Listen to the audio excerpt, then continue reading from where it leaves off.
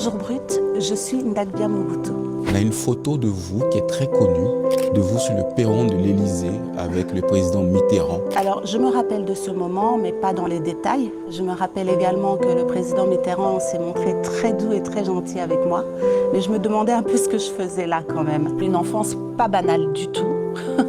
On se promenait toujours avec des gardes du corps. J'allais à l'école, j'étais en classe, le garde du corps était devant la classe. Il y avait des élèves qui me demandaient « c'est ton papa qui est derrière la porte ?» Dans l'adolescence, pareil. Je dois aller au cinéma, je suis avec le chauffeur et le garde du corps. Il y a des personnes qui viennent à la maison, ils sont contrôlés. J'ai beaucoup aimé l'internat. La Suisse déjà recueille beaucoup d'enfants de partout. Donc on est tous logés à la même enseigne, sans nos parents. Quels sont vos souvenirs de ces vacances scolaires au Congo? Oh, c'était super. On retrouvait tout le monde. Il y avait les frères, les sœurs, les cousins, les cousines. On était toujours...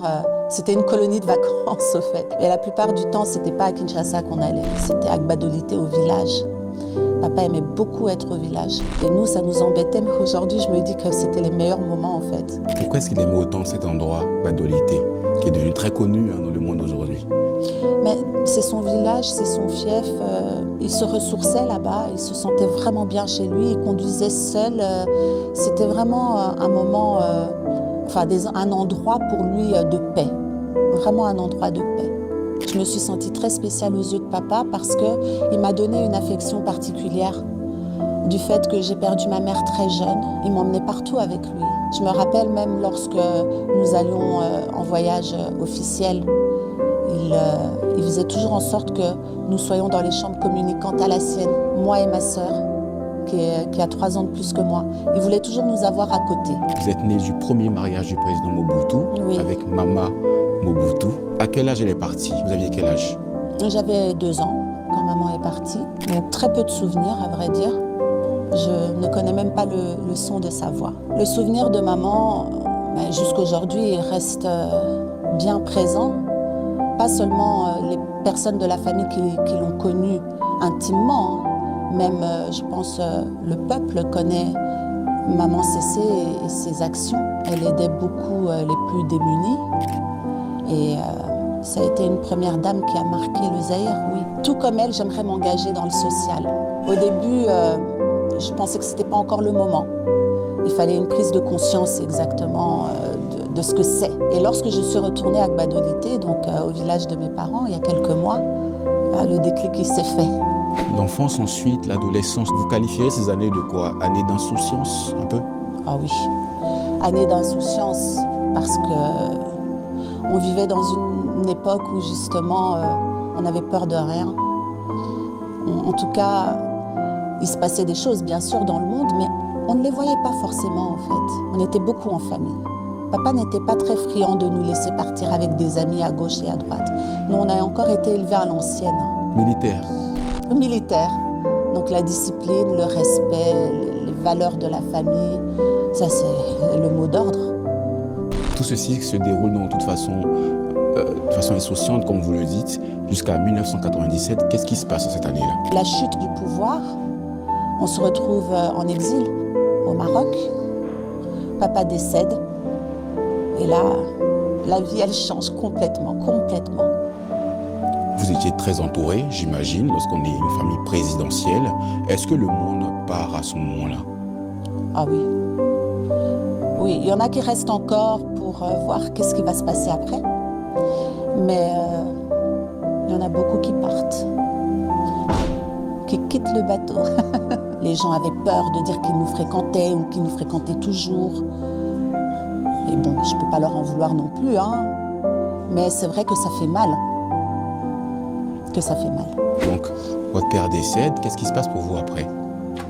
Alors moi, je quitte le Maroc, je vais m'installer en Côte d'Ivoire. Je me lance dans l'entrepreneuriat et ça me convient. Ça me convient, ça me permet de passer à autre chose. Ça me permet d'essayer d'être Madame Tout-le-Monde. Alors, on n'est jamais vraiment Madame Tout-le-Monde lorsqu'on porte ce nom. J'ai jamais eu envie d'occulter mon nom. J'ai toujours été fière de le porter. Mais j'y suis allée comme Madame Tout-le-Monde, en fait. Je ne me suis pas dit « je suis la fille de l'ancien président ». Donc, non, je ne me suis pas donné ce titre de la fille de, même si je le suis. Je me suis lancée corps et âme, mais sans réfléchir au fait. Est-ce que ça a continué à être aussi privilégié qu'avant? Oui et non. J'ai des portes qui m'ont été ouvertes grâce à mon nom, grâce à la relation de mon père avec certaines personnes. Donc oui. Et non, parce que il y a des gens qui sont là pour vous montrer que vous n'êtes plus au pouvoir. Ça, malheureusement, plus souvent que ça n'ait ouvert des portes. Il y a eu des moments très difficiles. Le passage dur, ça a été de travailler pour des gens. Certes, j'ai eu à ouvrir un restaurant en Belgique, mais j'ai eu aussi à travailler dans la restauration. Et ça n'a pas été évident du tout. C'était fais ceci, fais cela, en sachant qui j'étais. Et que ça motivait les gens, soit à mal me parler, soit à me montrer que je ne suis plus là où j'étais. Aujourd'hui, déjà, je suis une femme mûre qui a appris de la vie. Et donc, je me suis lancée dans l'entrepreneuriat. J'ai lancé ma conciergerie à 5 ans. Je retourne beaucoup dans mon pays également parce que je pense que là-bas, il y a encore beaucoup à faire et il y a de la place pour tout le monde. Quel est l'héritage que vous gardez, vous, de tout ça? Persévérer, ne pas rester sur ses acquis, avancer seul, la tête haute, ne pas se solder. Je respecte mon héritage, mais je dois me construire ma propre identité. Alors, il y a eu des moments aussi heureux, j'imagine, l'arrivée de vos enfants, votre récent mariage. Est-ce que vous pouvez me raconter par rapport à ces événements qui vous font sourire, je le vois? Bon, mes enfants, ce sont mes étoiles, donc...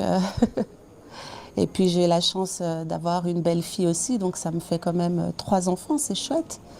Et j'ai rencontré mon âme sœur, que demande le peuple. Qu'est-ce que vous pourriez dire, ou qu'est-ce que vous voulez dire à tous ces Africains, ces Congolais, qui vous verront aujourd'hui, qui ne vous ont pas vu depuis très longtemps, et qui se rappellent évidemment de ce nom? Disons que je suis une femme simple, humaine, avec mes défis, avec mes forces.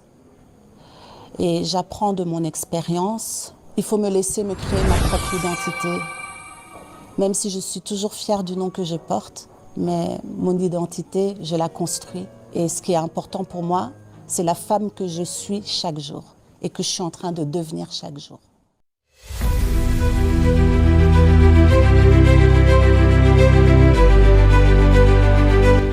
Mais aussi un risque plus élevé.